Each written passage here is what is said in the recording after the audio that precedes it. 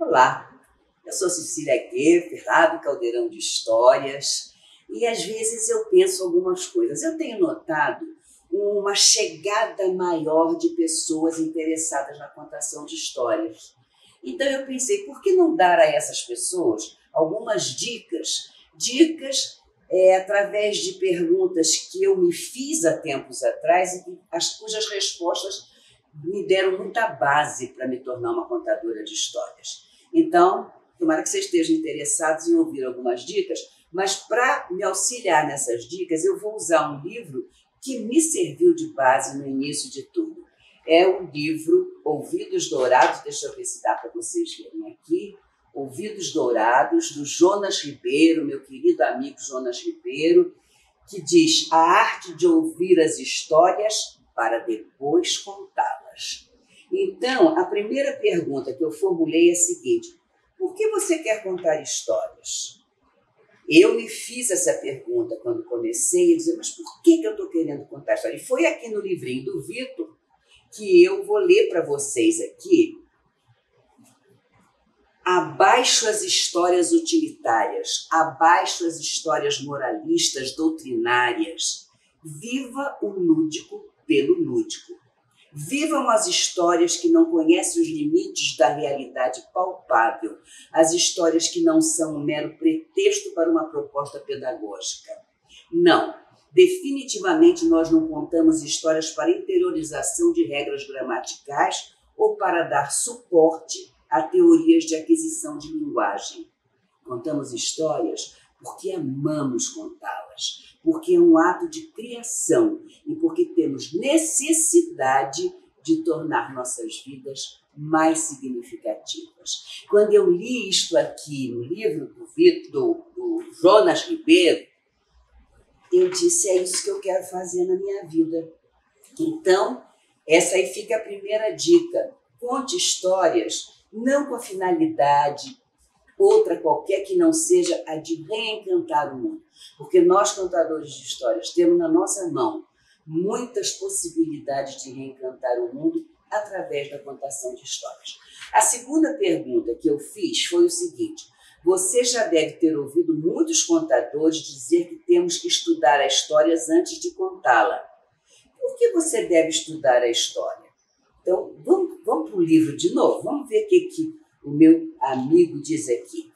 No entanto, o caminho mais garantido para conseguir uma boa narração continua sendo o mais óbvio dos caminhos, o de estudar a estrutura fixa, enredo, a estrutura moldável, que são os detalhes, e de explorar as melhores maneiras de a história ser contada, ou melhor, cantada em prosa cursiva, riacho de emoções. Estudar a história previamente proporcionará, no momento de contá-la, segurança, tranquilidade e naturalidade. Além de que, se encararmos ou nos perdermos em algum trecho, saberemos sair do enrosco com facilidade. Vejam bem, então, Jonas nos mostra que estudar a história nos dá a segurança de que na hora da contação, se houver, deu um branco, mas você está com a história estudada, então esse branco você já sabe fazer pausas, silêncios, e o silêncio, eu vou confessar para vocês, às vezes a gente usa o silêncio para mostrar um suspense que vem ali, mas às vezes não conta para ninguém, mas às vezes é porque a gente esqueceu aquele pedacinho, aí a gente faz um silêncio maior e espera que as fadinhas venham cantar aqui para a gente, na nossa cabeça, qual é a continuação da história. Já me aconteceu isso várias vezes. Muito bem, mais uma dica na terceira pergunta. Como interiorizar uma história? Então, eu aqui vou dividir essa pergunta em 3 dicas, tá? Porque essa pergunta, como interiorizar a história, cabe aqui 3 dicas para vocês. A primeira é, lendo em voz alta, gravar, ouvir. Gravar, hoje em dia a gente tem o celular, que você tem ali um aplicativo que você pode gravar, a qualquer momento você grava a sua história, depois ouça a sua história, ouça e se critique. E lembra de uma coisa, por que eu tenho que ficar ouvindo? Olha, eu vou te dar outra dica. Deus deu para a gente 2 orelhas e uma boca. Sabe por quê? Para a gente ouvir mais do que fala. Que ouvindo, eu me corrijo. Então, eu vou ler aqui uma outra notinha do meu querido Jonas Ribeiro. Aí é que está o X da questão.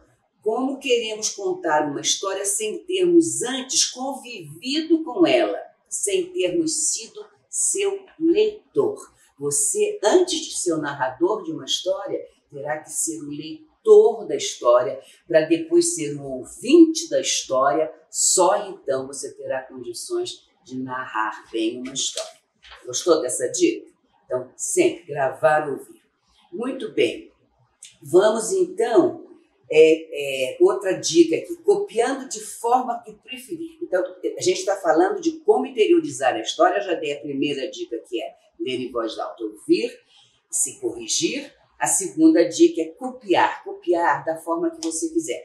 Pode digitar no computador, pode escrever num papel com lápis, com caneta, do jeito que você quiser, não importa. O importante é, eu prefiro com lápis, ali no papel, copiando. Se possível, faça um caderno e vá anotando as histórias que você vai contar, escreva ali.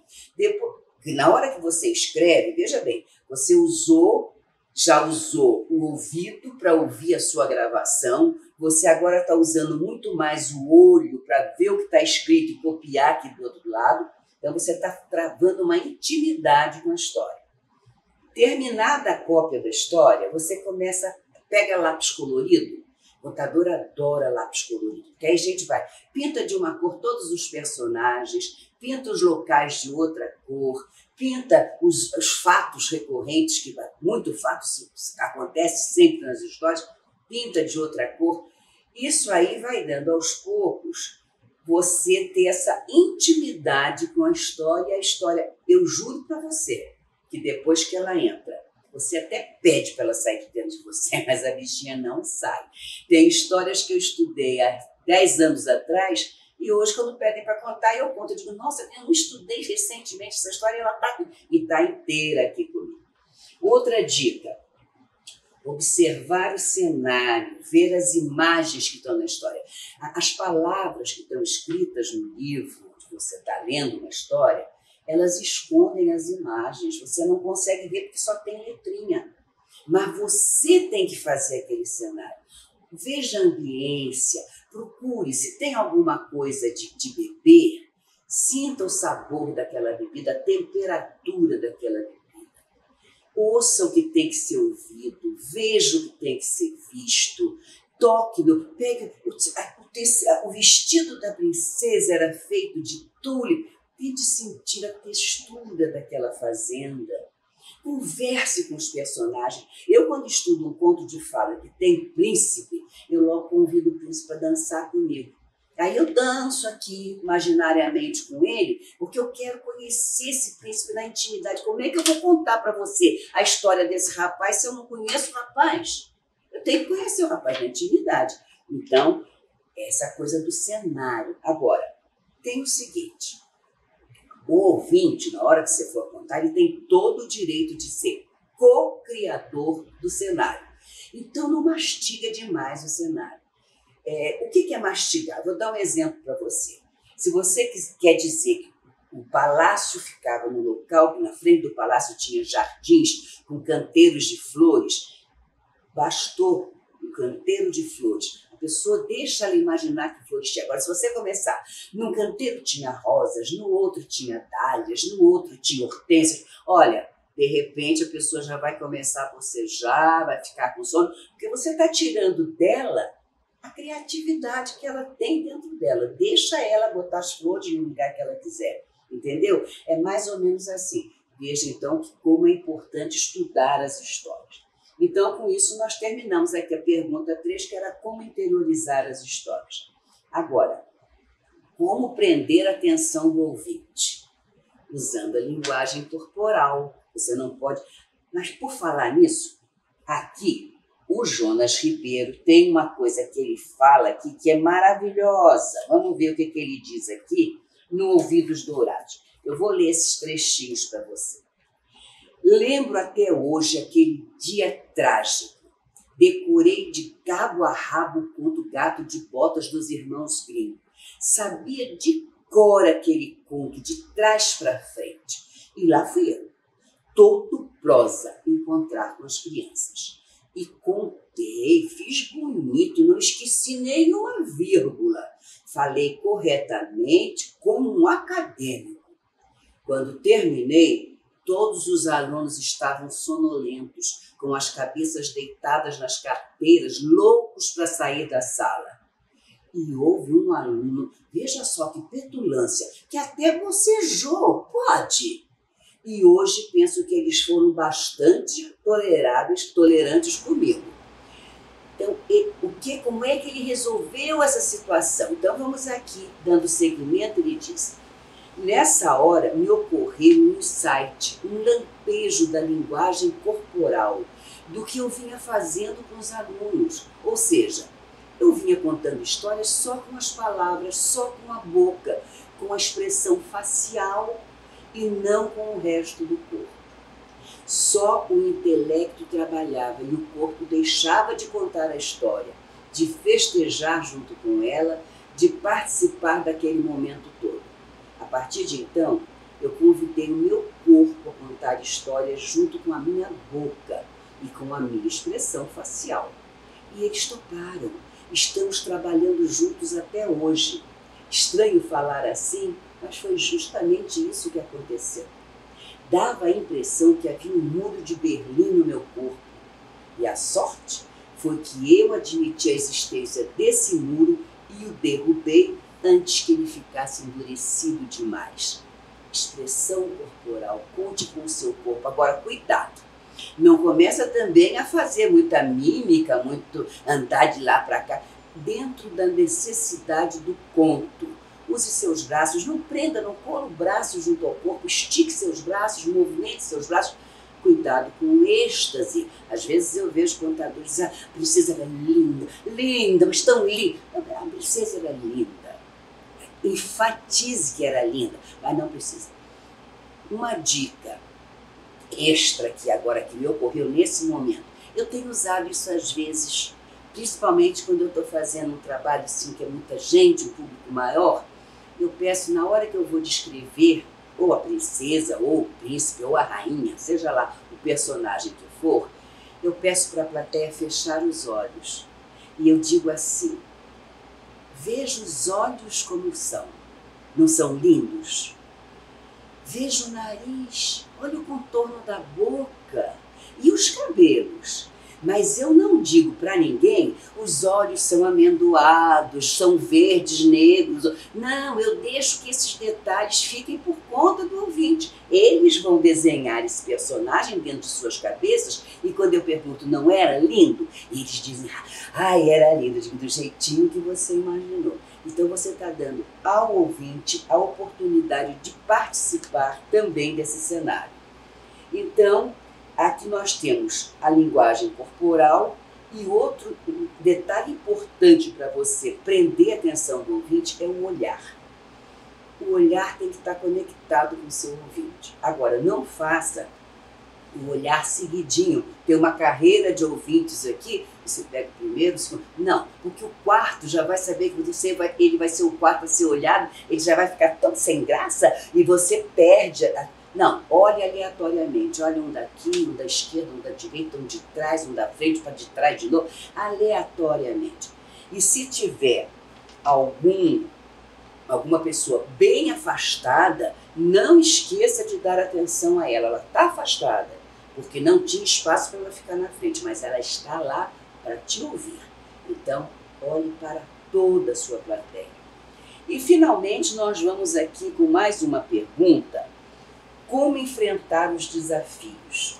Então, eu quero ler aqui para vocês uma frase do Charles Chaplin que o Jonas colocou aqui como epígrafe do 4º capítulo.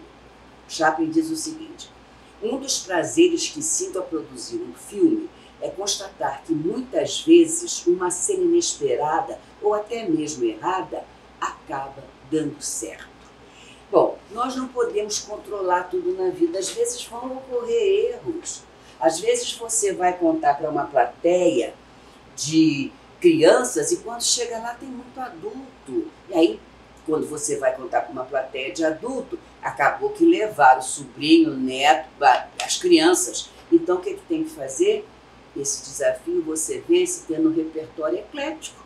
Você conta contos de literatura infanto-juvenil, você conta contos para adolescentes, você conta principalmente os contos tradicionais, aqueles que vocês já me ouviram falar, que são contos que vieram da tradição oral, que são chamados também contos populares, que estão nas antologias, contos de Grimm, contos de Perrault e muitas antologias. Então, acho que com essa dica aqui, a gente não tem mais coisa aqui que eu preparei para vocês. Pode ocorrer,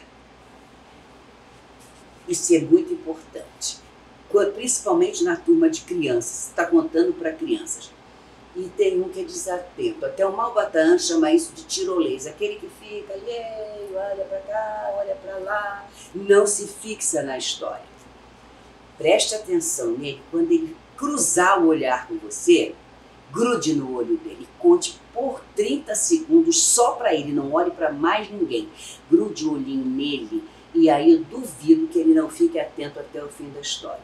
Se tem uma criança que está tagarelando muito, fala com um, fala com o outro, você no meio, você está contando a história e de repente o príncipe pegou seu cavalo e começou a cavalgar.